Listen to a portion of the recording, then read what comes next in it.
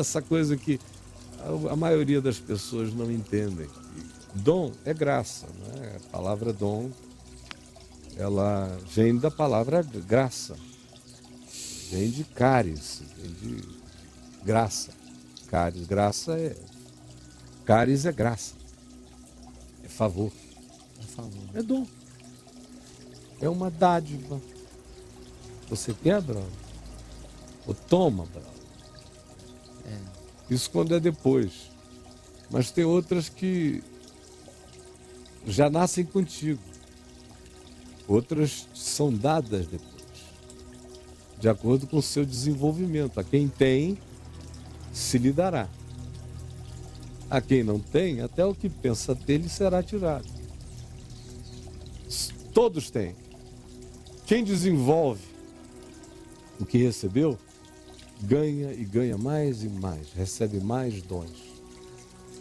Quem atrofia e enterra o que recebeu, até o que tinha, perderá. Nada se terá. Nós lidamos todos os dias aqui com a impossibilidade da grande maioria de crer no dom de Deus como dom, como dádiva. A maioria usa essa palavra de modo contraditório. Elas usam a palavra dom, que significa dádiva, mas elas se esforçam para alcançar o dom. Então já não seria dom, porque se é fruto do meu esforço, não é mais graça, já é conquista, já é mérito. Mas o dom gratuito de Deus é redundante, é dom gratuito. Não se precisava desse pleonasmo. É uma necessidade divina de fixação disso em nós. Por isso a graça é tão pleonásmica no Novo Testamento. Dom gratuito, nos deu gratuitamente no amado. Todas essas redundâncias, esses exageros, essas duplicidades com as quais o Novo Testamento trata o dom de Deus, a graça de Deus, são para reforçar a nossa compreensão acerca dessa gratuidade, de que tudo provém mesmo de Deus. Sim. Assim a vida eterna, tanto quanto as minhas capacitações pessoais na existência. Toda boa dádiva, todo dom perfeito vem do alto, descendo do Pai das luzes, em que não pode haver nem mudança nem sombra de variação, e são dons esparramados sobre toda a face da terra.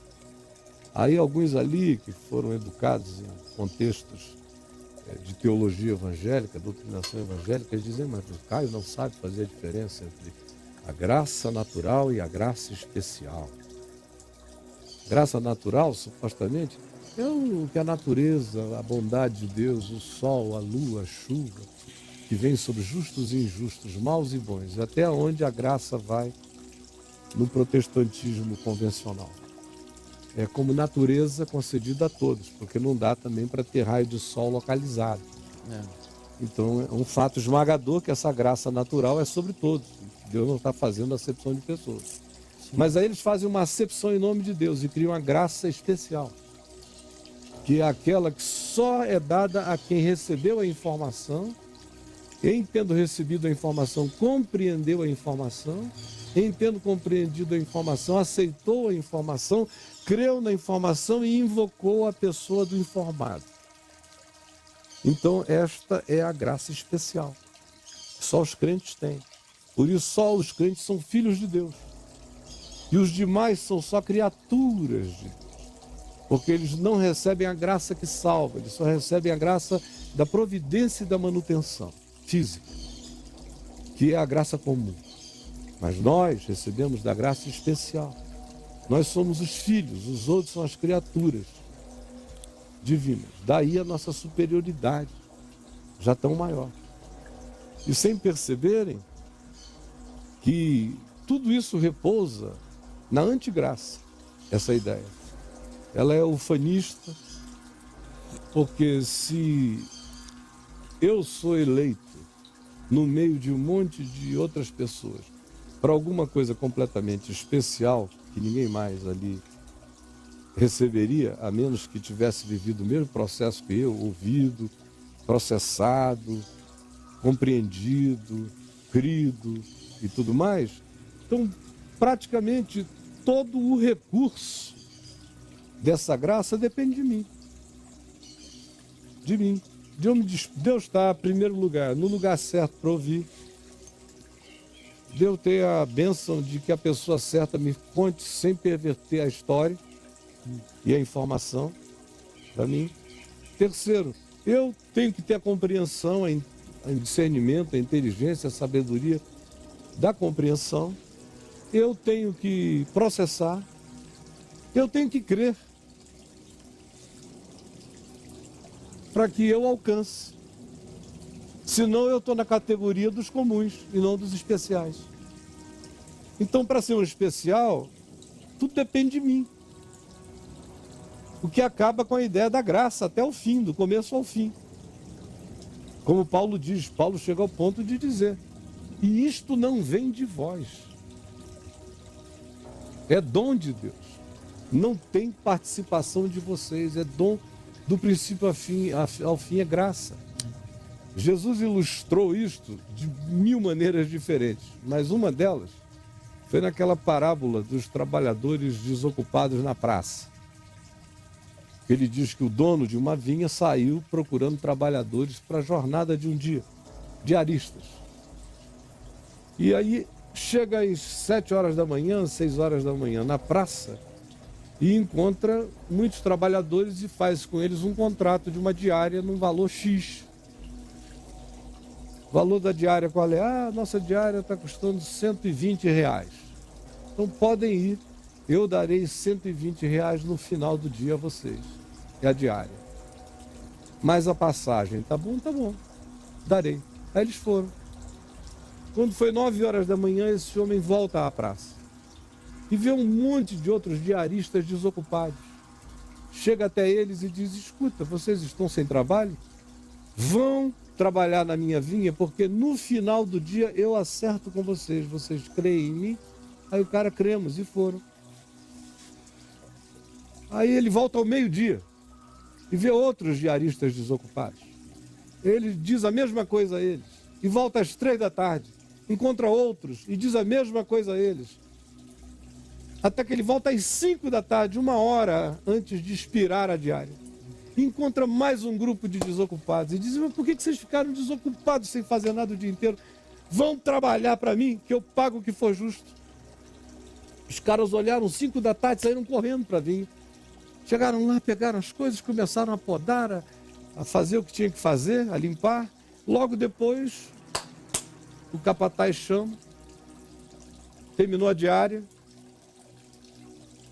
e ele entra para encontrar com o dono da vinha, e o dono da vinha diz ao capataz: olha só, vai lá fora, está aqui o dinheiro, os bolinhos separados, e você comece a pagar pelos que chegaram por último. 5 horas da tarde. Aí, dê esses pacotes aqui, os que chegaram por último, e ele foi dividindo os pacotinhos, até os que chegaram primeiro. Quando ele deu aos que chegaram às 5 horas da tarde, que eles abriram e viram que eles tinham recebido a diária cheia, 120 mais passagem e refeição, eles ficaram perplexos com aquele imerecimento. Para esse grupo, o dono da vinha era pura generosidade, era pura graça.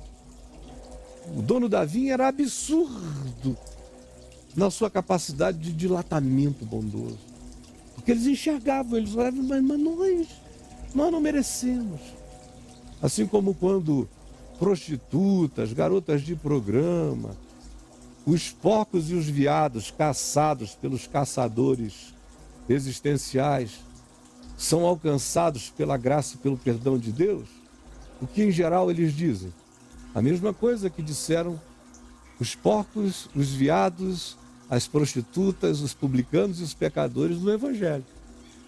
Uau! Como Deus é bom! Que graça! Beija-lhe os pés, chora, quebra um vaso de unguento perfumado, derrama na sua cabeça, faz qualquer negócio. Muito amor, porque foi amado e perdoado. E devolve tudo com esse amor grandioso. são os que chegaram às 5 da tarde e receberam cheio. Aí os que chegaram às 3 receberam a mesma quantia. Disseram, uau, que coisa boa. Os que chegaram meio-dia disseram, puxa,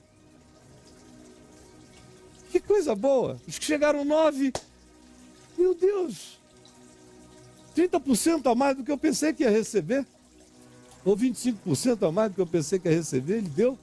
Aí chegaram os das 6 da manhã, os primeiros, e receberam a diária cheia, completa, com almoço e passagem também.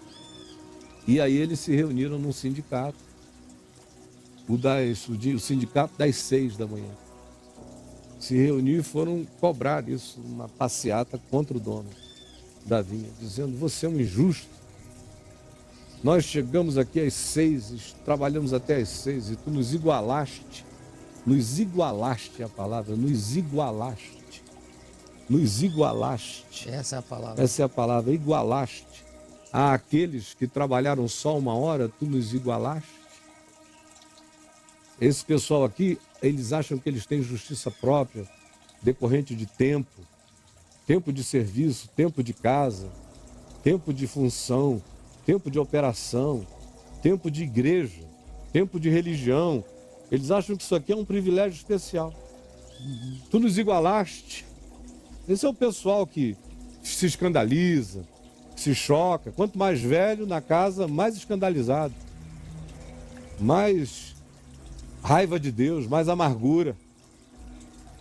Mais velado o desejo de eliminar o eterno. Por causa da graça dele. Por causa dessas venetas inexplicáveis, sempre em favor do homem, nunca contra o homem.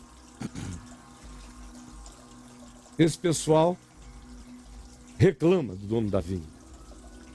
Por que tu nos igualaste a eles? Aos publicanos, aos pecadores, aos viados e aos porcos que a gente caça. Por que nos igualaste? Nós somos superiores, eticamente, moralmente. Temos tempo de serviço, testemunho e história, eles não. Por que nos igualaste? Por que não fazes acepção de pessoas? Por que não distingues entre um e outro? Por que deste a mesma coisa? Porque essa graça é tão escandalosamente sem méritos. Tem de haver mérito. Por que nos igualaste? Porque não entenderam até hoje que todos pecaram igualmente carecem da glória de Deus. Todos são igualados na graça porque todos estão igualados no pecado. Todos pecaram. Todos. O que me iguala a ti, sobretudo e antes de tudo, é o nosso pecado. Essa é a coisa mais comum que eu tenho com todos os homens e todos os homens têm comigo. Todos nós pecamos e igualmente carecemos da graça de Deus. Porque igualmente carecemos, Ele nos iguala, porque somos iguais. O resto é apenas a viagem moralista, religiosa, justicista, judiciosa, perversa, que a gente faz nas nossas acumulações pretensiosas no espaço-tempo. A gente fica sem cometer as aberrações sociais, assim designadas na sociedade pela moral majoritária, durante um tempo, e a gente começa a se achar superior do que aos outros. Não, eu sou superior porque faz muito tempo que eu não faço isso. Ou eu fiz isso apenas quando eu era bem novinho, depois eu parei de fazer isso. Por isso eu sou superior. Aí recebe um choque. E o grande escândalo do Evangelho é esse. É que a maioria ali não aceita ser igualada ao veado e ao porco. Não aceita. Eles acham que eles são caçadores e não iguais. Por exemplo, o que aconteceu em Atos 10, lá na casa de Simão, o curtidor, quando Pedro estava fazendo aquele jejum lá e teve aquela visão, lá em Jope, em cuja casa eu já te levei 2 vezes, em cujo ambiente. Sim. 2 vezes. Quando desce aquele lençol com toda a sorte de animais, veados, quadrúpedes, porcos, répteis, de todos os tipos, tudo que judeu não comia. O judeu, no máximo, caçava com raiva, mas não comia. Aí aquilo é baixado na cara de Pedro, para preparar Pedro para encontrar com o porco do Cornélio, o Cornélio Porco, lá em Cesareia Marítima. Para preparar Pedro para encontrar com toda a sorte de quadrúpedes e répteis e seres imundos, segundo o olhar separatista de Pedro na vida. Para preparar o cara, para converter de novo o cara, é mais um processo de conversão para levá-lo àquele lugar de entendimento, de compreensão de que todos estamos igualados. Igualados no pecado, portanto igualados na graça. Se fomos igualados no pecado, somos igualados na graça. Agora, aquele que diz, eu não sou igualado no pecado, não recebe graça. Não recebe graça. Voltando à parábola que Jesus contou, sim, ele prossegue dizendo que o dono da vinha vira-se para esse sindicato das 6 e diz, o que está havendo com vocês? Eu, porventura, falhei com a minha palavra? O que eu combinei com vocês eu não dei? Eu não combinei uma diária de 120 mais passagem e refeição? Não foi isso que vocês receberam? Agora vocês estão zangados comigo porque eu resolvi tirar do que é meu. E não é de ninguém, é meu. Não é de você. Não é de ninguém, eu faço o que eu quiser com o que é meu. E resolvi dar o mesmo tanto que eu dei a vocês a eles. E se eu quiser rasgar, eu não posso? Por que você não recebe o que eu acertei contigo? E recebe com gratidão, porque eu não te fiz injustiça. Eu te fiz justiça e a minha relação contigo foi uma relação às 6 da manhã. Vocês estavam lá junto com Moisés, com Elias, viajando entre o Monte Sinai e o Monte Sinai no Horebe e o Horebe no Sinai. Vocês eram pessoas da montanha, viajando na continência da lei. Eu acertei com vocês e dei o que era justo. Não foi o meu acerto? Agora, se chegou esse tempo e eu decido remunerar de maneira exagerada aquele que não teria nem tempo, nem energia, nem história, nem chance de viver o que vocês viveram, de experimentar o que vocês experimentaram, mas eu decidi dar do que é meu, o mesmo que eu dei a vocês, em que eu os prejudiquei, em que eu defraudei vocês, ou vocês se tornaram maus porque eu sou bom? Essa é a pergunta. Ou vocês se tornaram maus porque eu sou bom? Tem muita gente que vai ficando ruim por causa da bondade de Deus. É quando a graça faz mal. O indivíduo começa a se comportar como aqueles que mataram Jesus. Quem foram os que mataram Jesus? Foi o sindicato das 6. Foi o pessoal que se reuniu para matar.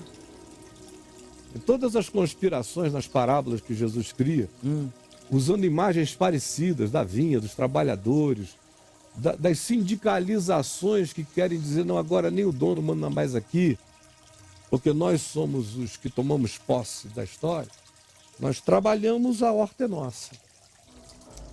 Então, essa psicologia da posse que a religião tem, que o fariseu tem, que o indivíduo das dedicações a Deus adquire como superioridade ao outro, é essa espiritualidade que leva Jesus à cruz, que o matou nos evangelhos. É essa raiva de Deus enquanto o cultua. É a mesma raiva de Deus que a gente encontra no coração do filho mais velho, do pai, daquele garoto chamado de o pródigo, na história lá do Novo Testamento, em Lucas, no capítulo 15. Aquele irmão que quando vê que o irmão mais novo voltou para casa, ele, o mais novo que havia rompido com o pai, com a família, apanhado o dinheiro da herança com antecipação antes do pai morrer, ido para o fim do mundo e vivido entre prostitutas, meretrizes, devaneios e luxúrias de todos os tipos, até que perdeu tudo, faliu, se arrebentou, caiu em si, acordou e voltou para casa. E o pai o abraçou, o beijou, o acolheu, o perdoou, mandou matar um novilho cevado, contratar a melhor banda da cidade, tocar, cantar e buscar o melhor vinho para que todos bebessem, dançassem e se regozijassem. com ele e junto com os anjos dos céus, porque aquele filho estivera morto e revivera, estivera perdido e fora achado. E aí chega esse irmão mais velho e encontra aquela festa montada para o irmão mais novo, para a prostituta, para o pecador, para o publicano, o irmão mais novo, que tinha se arrependido e voltado para a casa do pai, pedido um lugar de comunhão, de aconchego, nem que fosse comum dos trabalhadores, porque sabia que na casa do pai havia pão com fartura, enquanto ele morria de fome. Quando chega aquele irmão mais velho e olha e é informado que aquela festa era uma celebração da graça, de graça, por nada e por tudo, porque o homem voltara arrependido. Aí ele se indigna, se enche de ódio, com raiva do pai. Claro que o objeto imediato da raiva que ele tem de Deus, o pai, é o irmão, é o próximo, é o veado, é o porco, é o pródigo que voltou da suruba, da bagaceira, com a desculpa de estar arrependido. Então ele projeta esse irmão mais velho, esse membro do sindicato das 6 da manhã, esse que acha que adquiriu direitos por tempo de serviço, ele foca o ódio dele, a fobia dele no irmão, ele fica fraternofóbico em relação a esse outro, que ele chama não de meu irmão, mas chama de teu filho. E ainda está fazendo um grande favor aos de hoje, aos irmãos mais velhos de hoje e aos sindicatos das 6 da manhã dos dias de hoje. Porque os dos dias de hoje não dizem esse teu filho em relação a ninguém a quem eles aborreçam, em relação a quem eles sejam fóbicos. Eles não dizem esse teu filho. Eles dizem esse que não é filho de Deus, esse filho do diabo, este filho do inferno. Mas o irmão do pródigo ainda tem uma vantagem sobre esses de hoje, que ficaram mais perversos ainda, porque ele pelo menos ainda diz, esse teu filho, ele apenas diz, olha, esse cara não tem nada a ver comigo, eu odeio esse bicho. A quem tu chamas de teu filho. Mas manteve a filiação. Mas pelo menos tu chamas de teu filho. Mas não é meu irmão. E a raiva dele é do pai, que chama de meu filho a quem ele não chama de meu irmão. Aí, como ele não tem modos de agredir mais ao pai do que agredindo ao irmão a quem o pai acolheu, ele odeia o irmão, expressando de maneira velada o seu ódio pela graça, pelo perdão, pelo acolhimento, pela bondade de Deus. O evangelho está lotado o tempo todo desse repúdio que os homens sentem do dom de Deus. Porque dom tira o poder da mão do ser humano e coloca tudo na mão daquele que tem o poder. Eu não criei nada em mim. As únicas coisas que eu produzi em mim foram aquelas que eu produzi pelo meu humor ruim ou pelo meu humor mau. São as que eu psicossomatizo. Fora isso, eu sou herança pura daquilo sobre o que eu não tive nenhuma capacidade de intervir. Eu só posso me ajudar com as escolhas que eu faço, mas eu não tenho nada que eu não tenha antes recebido. Nada que eu não tenha recebido. Então eu não tenho do que me vangloriar, tudo é de graça. A começar da existência em si. Não tem uma matéria, nem uma partícula subatômica, nem uma forma de gás, de nada que possa se gloriar de si mesmo. Por exemplo, quando a ciência faz essa hipersimplificação de dizer no princípio havia uma singularidade que eles não conseguem explicar, mas havia algo não mensurável, não quantificável, não explicável, havia uma singularidade. Eles estão partindo de uma dada coisa, mas eles têm que construir a partir de um ponto de ereção, de construção. Do nada, nada não. A Escritura não conta com nenhuma singularidade. quando diz que Deus que não existe, o Deus que é, fez as coisas que existem passarem a existir pela vontade imanente do seu poder. Nada existia. Não tinha nenhuma singularidade. A ciência começa a construir uma pedra fundamental já muito dada. Muito fácil essa construção. Porque tudo começa do nada, nada, nada. É ex nihilo. É tirado do absolutamente coisa alguma. Bara é o verbo hebraico usado para criar. No princípio criou Deus. Tirou do nada, nada, nada. Do coisa nenhuma. É graça. Essa existência, se olha para tudo que existe, é graça. Se a coisa não era e passou a ser, essa evocação que faz o nada virar algo é graça. É um favor imerecido. O nada não se justificou. Ele foi chamado a ser. Tudo é graça, tudo é graça. Não há nada que não seja graça. Foi dado. Até o que eu chamo de coisa ruim, como a morte, é graça. Imagina um planeta onde ninguém morresse. Não vou nem falar em explosão demográfica. Porque os humanos matariam os humanos com regularidade para não deixar passar da cota.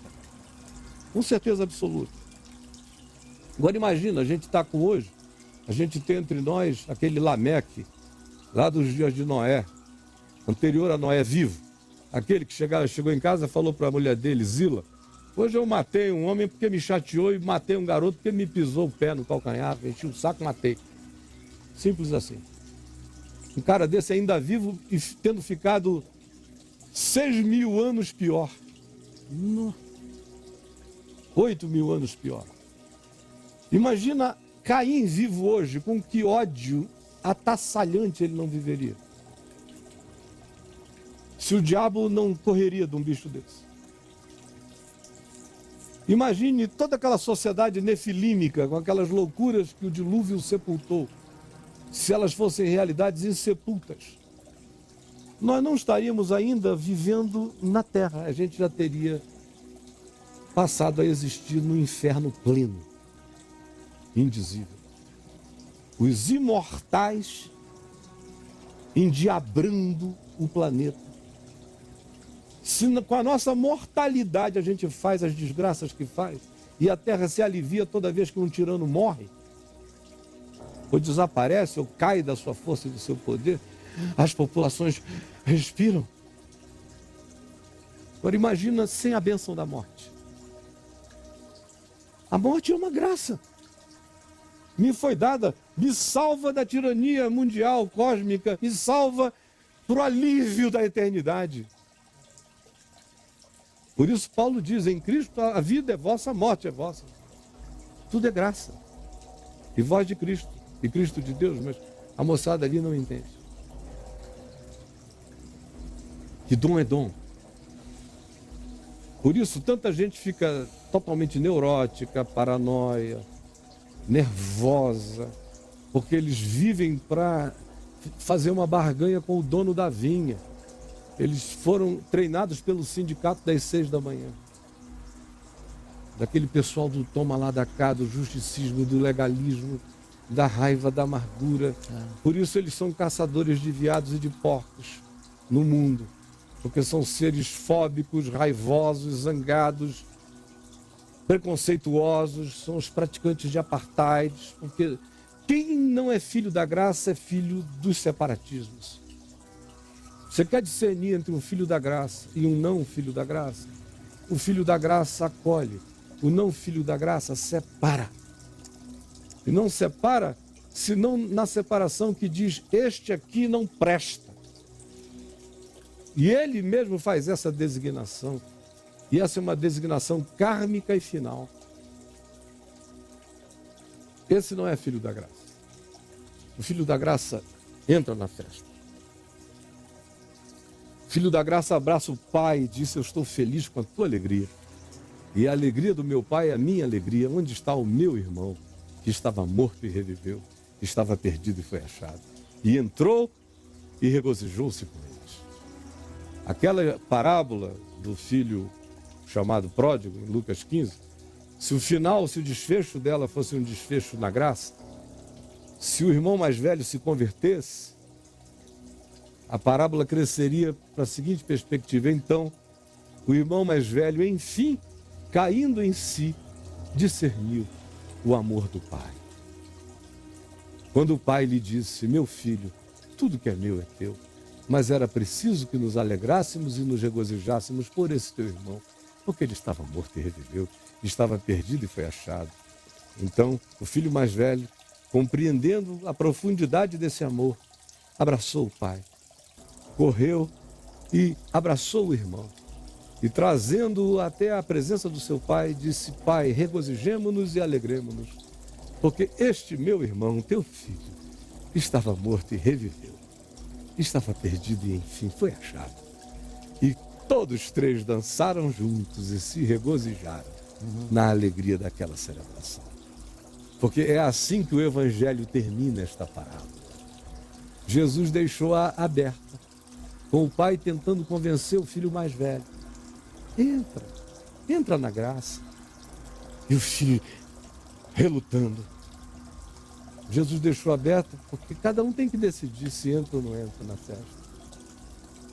Se chama o irmão de meu irmão, ou se chama de teu filho, ou se chama de filho do diabo.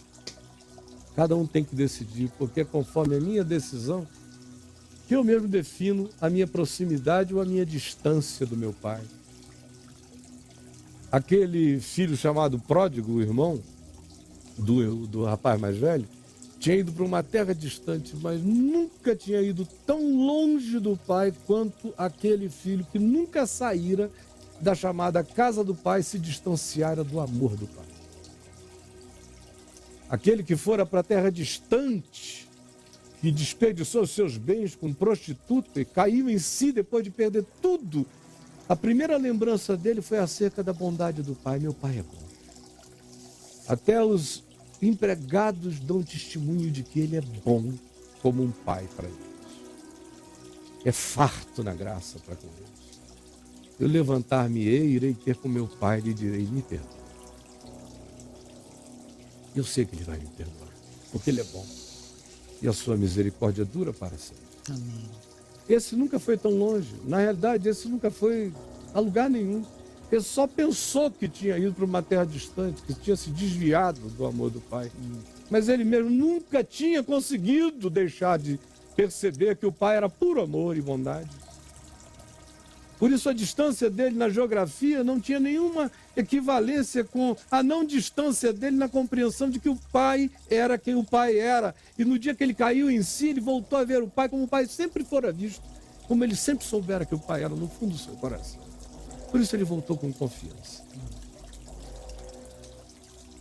Mas aquele que não foi a lugar nenhum, neste caso, não saiu das imediações da fazendinha, membro da vila, gestor dos chamados bens do meu pai, não tinha nenhuma intimidade com ele, era de fato mais perdido na sua alienação de amor, na sua compreensão de quem era o pai, do que o irmão que ele considerava o desviado. Como é que você vai querer terminar essas duas parábolas nas quais eu dei mais ênfase hoje? A primeira, a dos sindicalistas das 6 horas da manhã. Se aquela parábola terminasse com aqueles sindicalistas das 6 da manhã, com o cartel das 6, se convertendo à graça, aqueles homens teriam se reunido e ido ao dono da vinha não para reclamar, mas para louvá-lo e dizer: como tu és bom e como a tua misericórdia dura para sempre. Obrigado, porque diante de ti ninguém receberá menos do que justiça. E todos podem receber infinitamente mais do que qualquer coisa justa, podem receber a graça imerecida. Louvado seja o teu nome. Se aquela parábola terminasse daquele jeito, teria havido salvação para o sindicato das 6, para o cartel das justiças próprias e dos legalismos, das raivas veladas de Deus, dos ressentimentos espirituais. Mesma coisa em Lucas 15, na parábola chamada do filho pródigo. Tivesse o mais velho terminado daquele modo, como você pode escolher terminar a parábola do Evangelho na sua vida, os resultados seriam completamente diferentes naquela celebração. A tristeza é que o Pai derrama graça, mas há pessoas que ficam com raiva do Pai por causa de tanto perdão. E há aqueles que não têm coragem de dizer isso, mas confessam isso na forma de perseguição aos irmãos. Especialmente esses que nos nossos dias demonstram de muitos modos, mas também especialmente na caça ao porco e ao viado. A gente vê acontecendo em escala enorme, expressando o fato de que nós estamos numa situação muito pior do que a do irmão do filho pródigo, porque ele pelo menos dizia ao pai: esse é teu filho. Mas nós dizemos: ah, Deus, estes não são teus filhos, são filhos do diabo, são abatíveis na terra. Olhe para o seu coração e se pergunte se você é um filho da graça ou se você é um filho da lei judiciosa que vai fazer de você uma pessoa má. Tanto mais quanto você se convença de que Deus é cheio de misericórdia e de graça. E você tenha ficado ressentido por ter vivido tantos anos como um legalista, dizendo: tu nunca me deste uma cabritinha para eu me alegrar com os meus amigos enquanto tu matas um novilho cevado para esse teu filho, que desperdiçou tudo.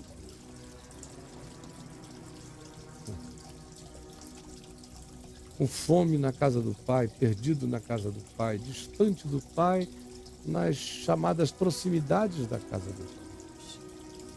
Órfão de pai, embora chamasse ao Pai de Pai, pois é órfão de pai todo aquele que não reconhece a significação do seu irmão.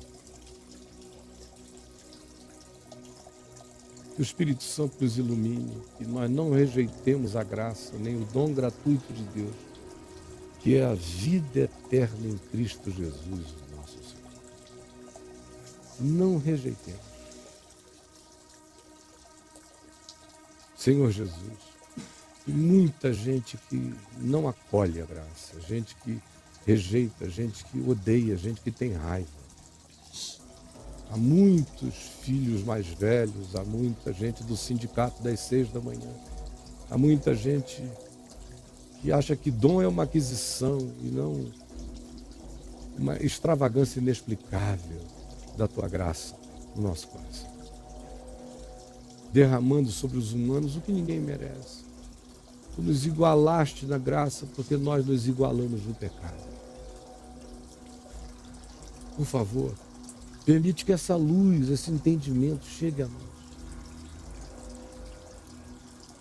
para que, nos sabendo igualados no pecado, pois todos pecaram igualmente e carecem da glória de Deus, aceitemos que tu nos iguales na graça imerecida, dando tu a quem tu queiras, o que tu queiras, como tu queiras, e todos nós apenas nos alegrando com os que se alegram e chorando com os que choram, ao invés de termos inveja da tua graça na vida do nosso irmão, ou raiva da tua bondade, comparando-nos com outros. Salva-nos das invejas satânicas e salva-nos da nossa resistência ao teu amor. E salva-nos dessa horrorosa insegurança que quer nos fazer merecedores de qualquer coisa tua em relação a nós, para que a gente sinta que então estamos seguros, como se tu nos devesses alguma coisa. Elimina essa loucura da nossa mente.